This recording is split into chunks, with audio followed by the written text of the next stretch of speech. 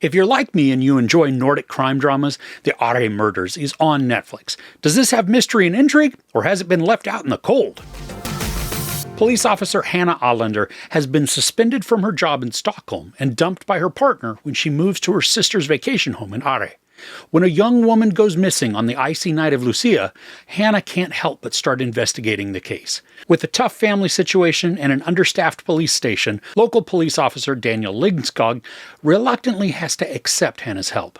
But the big question is whether they can trust each other. So if you're into snacks, stick around to the end of the video because I have a new munchie to try out. So this isn't like the normal Netflix series. There are 5 episodes that are broken up to tell 2 different stories. The first 3 episodes focus on a missing girl, while the final 2 episodes are centered around a case that involves a hacked-up body found scattered about the woods.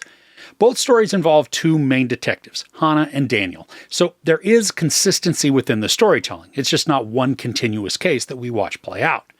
Now, the setting for this is a blisteringly cold town of Åre, and I'm probably slaughtering the name because they barely ever say it in the series, so it is hard to get a handle on the pronunciation. Regardless, though, the environment is foreboding, but still invitingly beautiful. And thanks to the cold, the weather can become its own character within the story. Typically, it's more of a looming reminder of how treacherous things can get out in the snow. Carla Sin plays Hanna, I don't know, and I really wish we could get more background on her. We know that she's on leave from her post in Stockholm, but most of the time, the why to that situation, it's not addressed.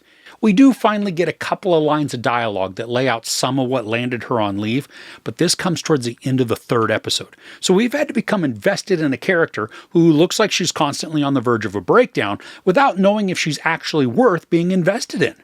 And I liked her as a character because she's inquisitive and very observant, keying her into certain clues that her colleagues just don't pick up on.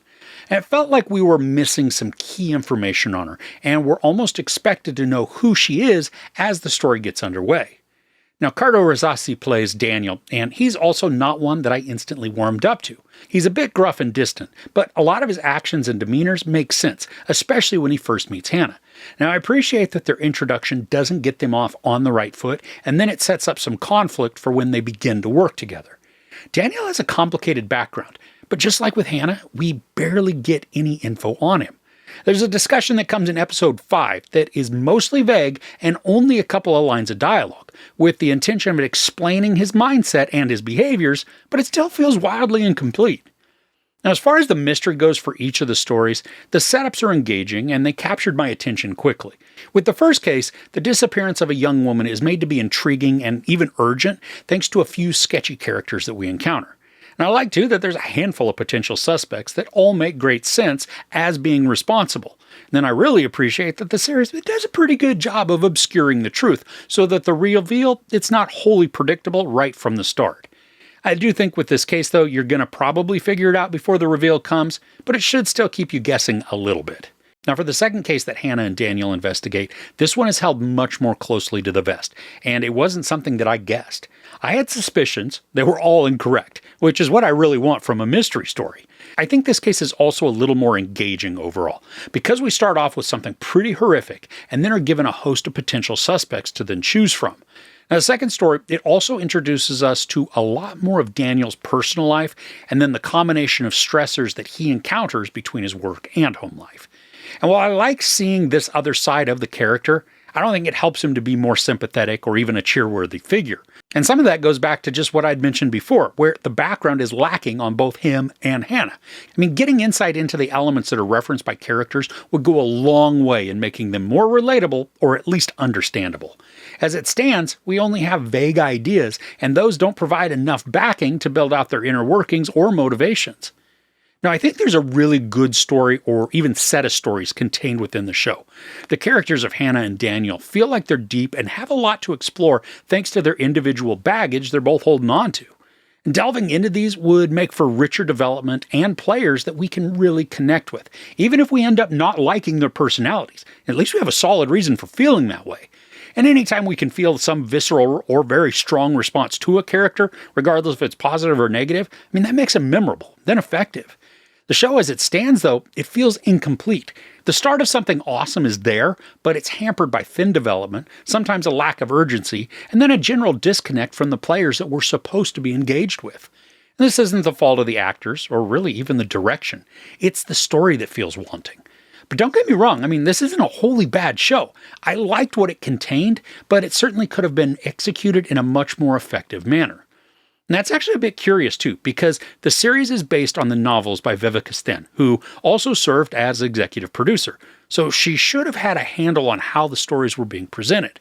And because I like the characters, even though they are relative strangers, I'm intrigued to check out the novels and then see if they provide a more complete background development on both Hanna and Daniel. So overall, the Åre Murders uses intriguing premises to craft two enigmatic stories, but lacks development on the central characters, leaving the arcs a bit underwhelming. Carla Sen and Cardo Razasi create believably damaged and layered characters, but are disappointingly shallowly defined, making them less than memorable.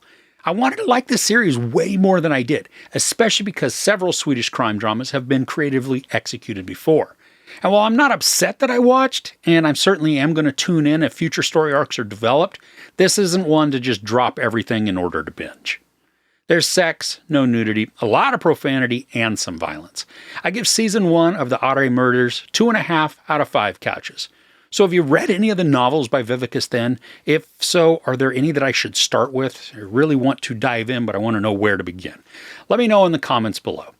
All right, as promised, I have a new munchie to try out. I've already opened it. These are Brock's Mellow Cream Roses Candy. Now, during the holidays like Halloween and fall-ish, I love candy corn. Well, actually, I love candy corn all the time, so it doesn't really matter. But during specifically Halloween, Thanksgiving-ish times in the U.S., we also get the pumpkins, and they're the mellow cream pumpkins. So I was excited to look at these because they're the same stuff. And sorry for the, there we go. We have a white, red, and pink one, and they do look like little, there's no way in the world you're going to see this, right? I mean, they look like little roses, okay? Now, they should, I mean, my guess is that they're all going to taste the same because that's what pumpkins are. I mean, even though they're not different colored other than orange and green. But let's see.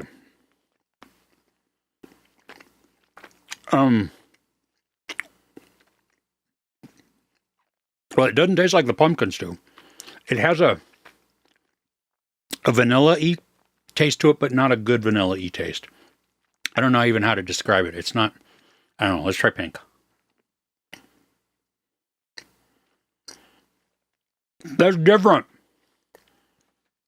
It's almost like strawberry, but not a pleasing strawberry either. It's kind of gross. Which I'm not really looking forward to the red one now. Ugh. Okay. And yet a completely different flavor. Except they all have the same underlying waxy, chewy gummy. Oh, what is that? Cherry? Maybe? I don't know. These aren't good. I feel like Buddy the Elf. No, don't get these. The Brock's Candy Roses, the Mellow Cream Roses, those aren't something to invest your time in or your money. They're just not very good. Grab yourself some candy corn, have at it, because we all know that candy corn is the superior candy anyway, right? All right. If you enjoyed this, please give it a like. Also, don't forget to share and subscribe. I'm Chris. This is Movies and Munchies. Thanks for couching with me.